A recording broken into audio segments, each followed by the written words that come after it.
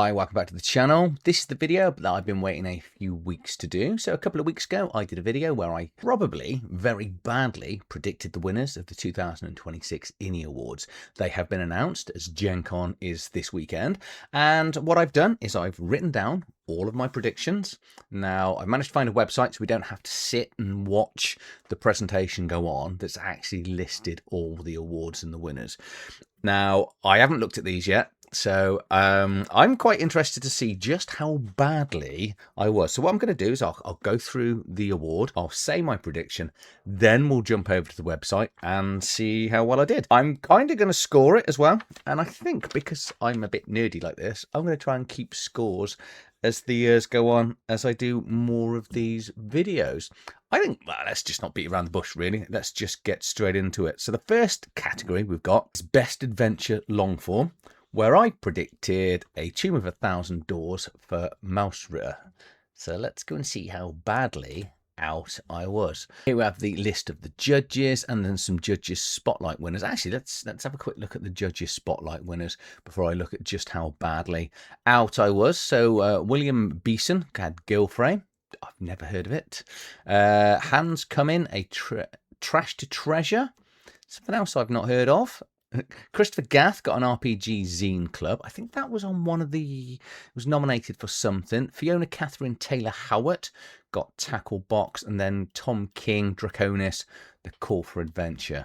Okay, I've heard of one of those. But as we can see, we've got Best Long Adventure Long Form here. And, probably what I needed to do, actually, is pick a first and second place. Didn't do that. But Vesen won that. That's nice to see. I do like Vesen. And Historia Arcanum was second. I think I picked Historia Arcanum. I think that was one of the only categories that I picked the two things for. We then get Best Adventure Short, which I had Whisper in the Woods. And Best Adventure Short Form is Whisper in the Woods by Powell Kickman. Excellent. That's really good. I'm really pleased for him. And obviously pleased to get that. That's gives me, I'm going to go 1 point.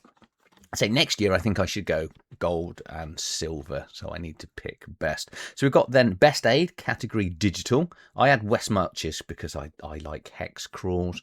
And we are going to get gold, went to the Crooked Moon Academy, VTT, Alchemy, VTT. And then silver was Pathfinder for Foundry. Okay, no points there. Best Aid Non, which I had Making Enemies, and Best Aid Non is the tarot cards.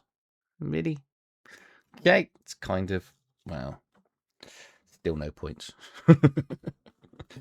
Best Art Cover, Mappamundi, that was quite nice. Simple. Best Art Cover, The Crooked Moon, the Standard Edition.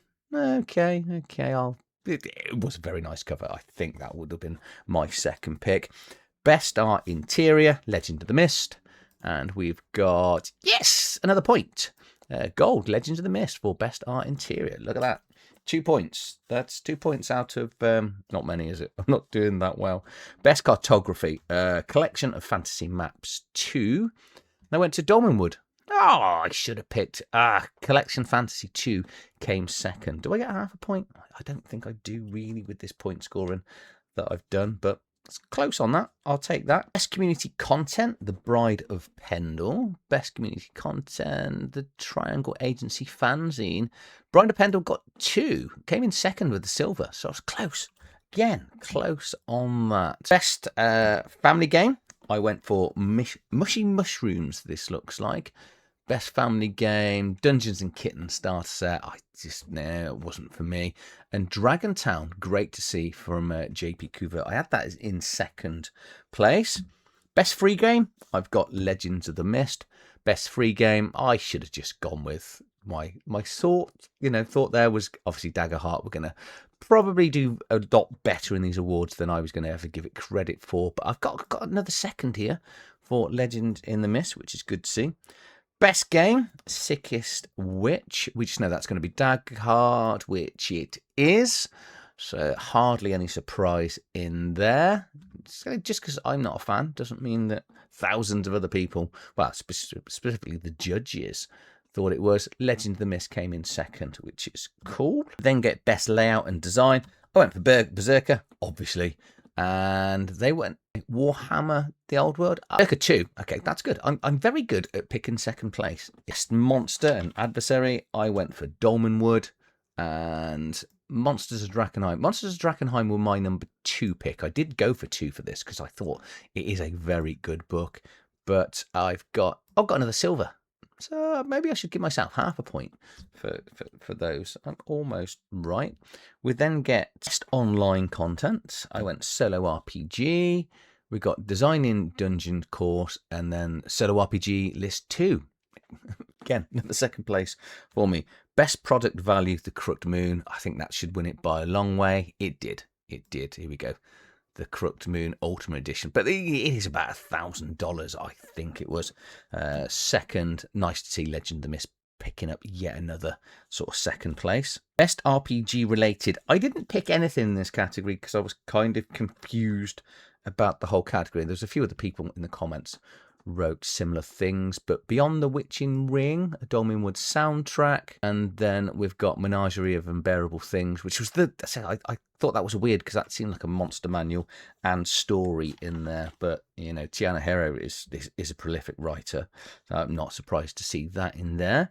Best rules, I went for The Sickest Witch because that was, you know, I've reviewed it and it was just written and created by one person. Where I remember saying this in the categories like best rules with Daggerheart. It's like, look at this, the amount of people to create one book.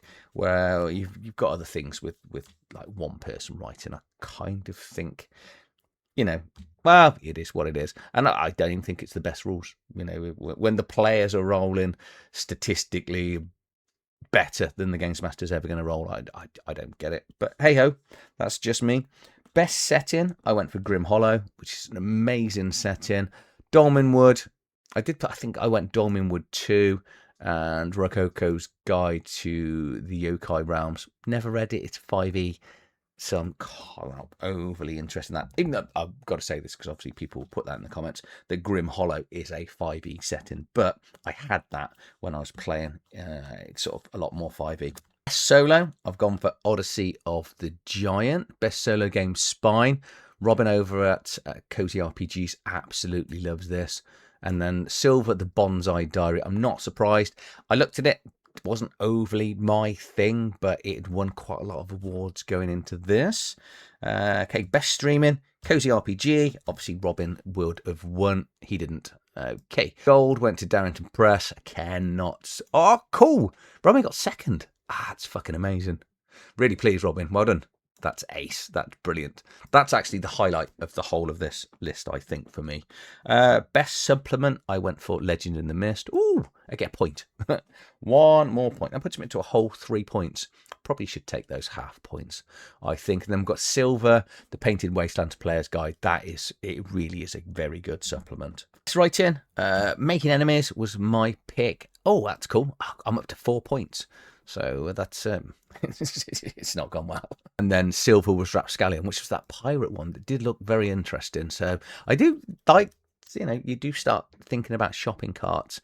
Fan favorite publisher, that wasn't actually in the nominations. So maybe that's actually drawn at Gen Con. And finally, we just have product of the year, which I've put Legends of the Mist down. I'm fully expecting this to be Daggerheart, but no. Wow, okay. Gold went to Crooked Moon Ultimate Edition. Well, I suppose that's maybe one of the reasons they picked up the fan. And silver went to Daggerheart. Congratulations, obviously, to everyone that was gold, silver, all the nominations. I think, you know, most of the things that I looked at were absolutely fantastic products. There were certain categories that were very difficult, and I don't think I'd want to be one of the judges because I think, you know, actually trying to sort of negotiate with other people around a table to try and sort of get them into a gold and silver. You know, we don't know how that works out, but yeah, I've enjoyed that.